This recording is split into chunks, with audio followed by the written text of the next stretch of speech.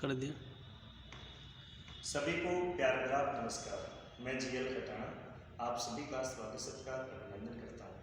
प्यारे विद्यार्थियों, कैसे हो आप सभी? उम्मीद है सब बहुत मस्त होंगे। आज एक नई लेटेस्ट जानकारी आपके लिए लेकर के आए हैं। राजस्थान सरकार ने एक नया नियम लागू किया और राजस्थान जो गवर्नमेंट है उसने सीईटी एक परीक्षा लागू की है और इसके लिए सभी लोगों को बेसब्री से इंतजार था और इसका इंतजार आज खत्म हुआ। सीईटी क्या होता है? सीईटी कॉमन एलिजिबिलिटी टेस्ट, यानी कि समान पात्रता परीक्षा बोलते हैं इसे। क्या बोलते हैं भाई? समान पात्रता परीक्षा। इसका मतलब ये है कि अब जो भी राजस्थान के अंदर कई प्रकार की वैकेंसियों के अलग अलग पद हैं वो सीईटी एग्जाम के थ्रू भरे जाएंगे।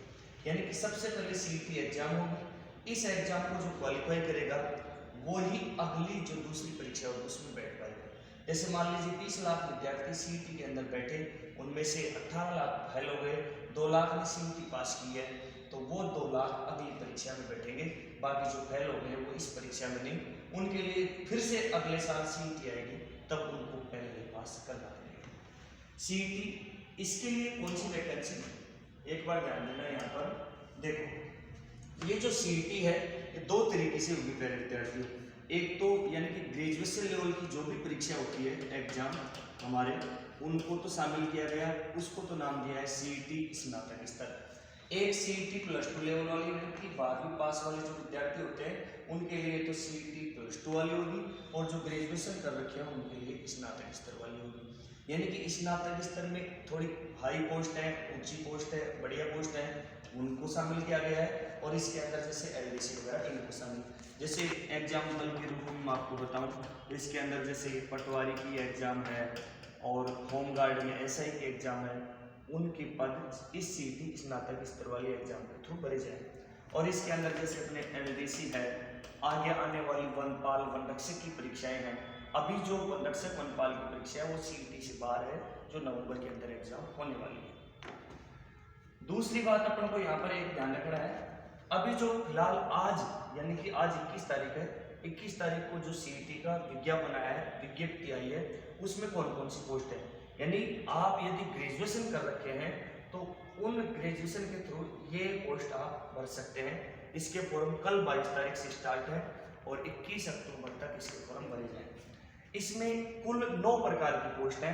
पहली पोस्ट तो है प्लाटून कमांडर, जिसके 43 पद दिए हैं। ये पद बढ़ भी सकते हैं और घट भी सकते हैं।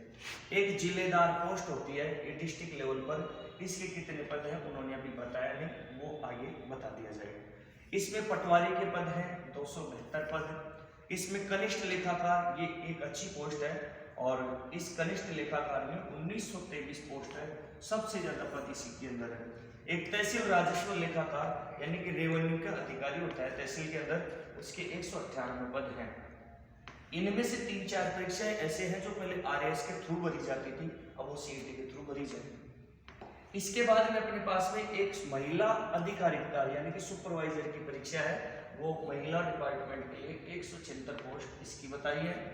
और सुपरवाइजर एक अलग तरीके से, जैसे हर डिपार्टमेंट में सुपरवाइजर नियुक्त करती है गवर्नमेंट, उसके कितने पोस्ट है उनका जिक्र विज्ञापन में नहीं किया है। एक उप जेलर, जो जेल होती है उन जेल के अंदर एक जेलर होता है, वो जो जेल प्रहरी होते हैं उनसे ऊपर ऊंची पोस्ट है, एक ग्रेजुएशन लेवल की है, 49 पोस्ट इसकी बताई है। एक छात्रावास अधीक्षक यानी कि जो हॉस्टल वार्डन होते हैं सरकारी स्कूलों में, उसके भी बढ़िया पद है, 335 पद। इस प्रकार से कुल 9 पोस्ट ग्रेजुएशन वाली सीईटी के थ्रू भरी जाएंगी। इसमें मुख्य बातें, इसकी पात्रता क्या है। जो भी विद्यार्थी ग्रेजुएशन कर रखा है, चाहे ग्रेजुएशन में चाहे बीए कर रखा हो, चाहे बीएससी कर रखा हो, चाहे बीकॉम कर रखा हो, चाहे बीटेक कर रखा हो, जो भी ग्रेजुएशन कर रखा है वो ग्रेजुएशन किया हुआ विद्यार्थी सीईटी का फॉर्म लगा सकता है। कल 22 तारीख से इसके फॉर्म स्टार्ट होंगे। इसमें उम्र क्या है, 18 से 40 वर्ष तक यदि आपकी उम्र है और आप ग्रेजुएशन कर रखे हैं तो सीईटी का फॉर्म जरूर लगाएं। इसमें थोड़े अलग अलग उम्र का, यानी कम से कम 18 साल होनी चाहिए पटवारी के लिए और ज्यादा से ज्यादा 40 वर्ष। फिर इसमें छूट भी दी है, वो छूट कितनी है अभी मैं आपको बताऊंगा। एक जो प्लाटून कमांडर है ये ऐसा ही बनते हैं इसके अंदर, और ये ऐसे ही बढ़ेंगे होम गार्ड, और जो होम गार्ड होते हैं उनके जो ऐसे ही होते हैं थानेदार, उनको प्लाटून कमांडर कहते हैं। इनकी उम्र कम से कम 20 साल होनी चाहिए और 40 वर्ष तक होनी चाहिए। इसके अलावा अपने पास में तहसील राजस्व लेखाकार, ये थोड़ी ऊंची पोस्ट है, हाई पोस्ट है, इसमें कम से कम 21 होनी चाहिए, अधिकतम सब में 60 है।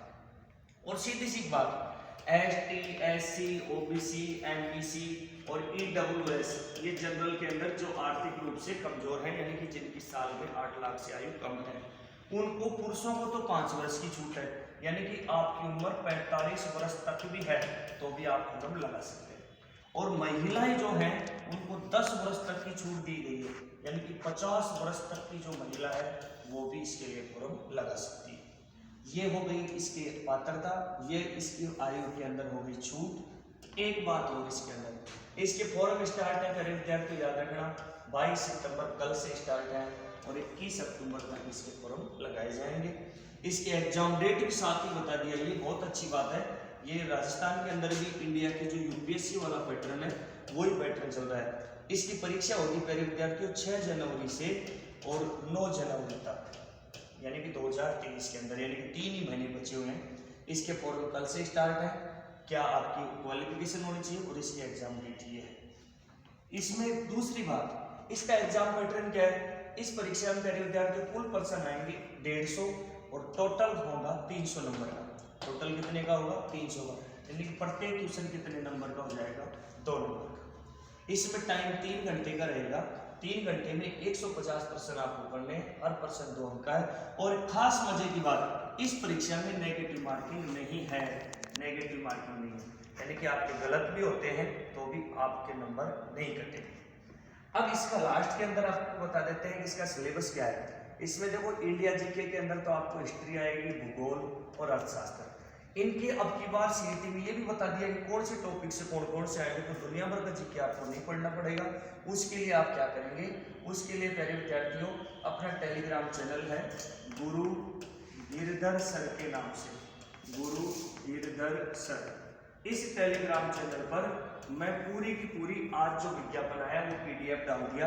तो वहां पर सारे के सारे क्या है कि यहाँ पर टाइम थोड़ा ज्यादा वेस्ट होता है, इसलिए मैंने लिखा नहीं कि हिस्ट्री में कौन कौन से टॉपिक हैं, भूगोल में कौन से, अर्थशास्त्र में कौन से। एक राजस्थान जी क्या आएगा, पेपर एक ही होगा, पेपर एक ही होगा, 2 पेपर नहीं, एक ही पेपर में 150%। कला संस्कृति, इतिहास, भूगोल, और इसके अलावा इसमें हिंदी है, हिंदी के कौन कौन से टॉपिक है, सारी ग्रामर वो दे रखी है। इंग्लिश के 3, 4, 5 टॉपिक है वो भी दे रखे हैं। इसमें साइंस भी आएगी और टेक्नोलॉजी, टेक्नोलॉजी से संबंधित सूचना प्रौद्योगिकी, संचार उपग्रह ये आते हैं इसके अंदर। और इसमें कंप्यूटर के 4 टॉपिक हैं, यानी कंप्यूटर की hardware, software, MS Excel, MS office, और इसके अंदर रीजनिंग भी दिया है।